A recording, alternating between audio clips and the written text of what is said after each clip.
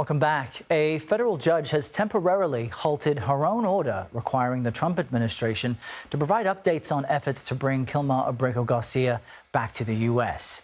The Maryland man was mistakenly deported to El Salvador's mega prison last month, you'll remember. And in a heated town hall yesterday in Iowa, some people criticized Senator Chuck Grassley and the Trump administration for how the case is being handled. Listen. We have a due process, and it was not followed. And the Supreme Court ruled that he needed to come back. Okay. So Trump said, nope, I'm not going to do that. So why do we even have a Supreme Court if they're not going to follow the ruling of the For more on all of this, I'm joined by CBS News legal reporter Katrina Kaufman, here with me again in Studio 57. Katrina, good morning to you. So what more do we know about why the judge in Kilmar Abrego Garcia's case has now paused her own order? Yeah, good morning, Errol. We don't know why she paused the order. There was no information that was revealed. She just gave a 7-day stay.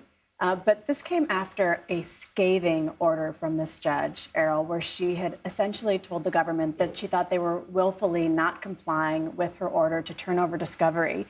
Both parties did agree to this stay, so it may be an indication that there is some movement going on behind the scenes, that they feel that the Trump administration is starting to make efforts to bring Mr. Abrego Garcia back. I mean, we really can't speculate, but for now, they'll have until April 30th at 5 p.m. for this stay. Okay, I know we'll keep watching that. In a different case, we know there was a hearing yesterday for the Columbia University student, Mohsen Madawi. He was detained by ICE last week. What's new on that front? Yeah.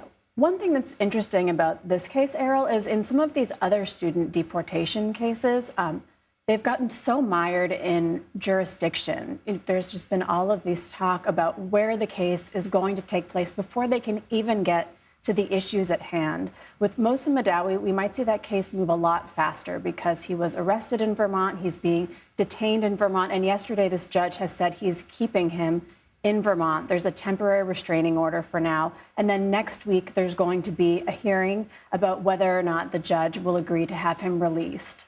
Really important that we keep our eyes on all of this. Katrina Kaufman, thanks so much. Thank you, Errol.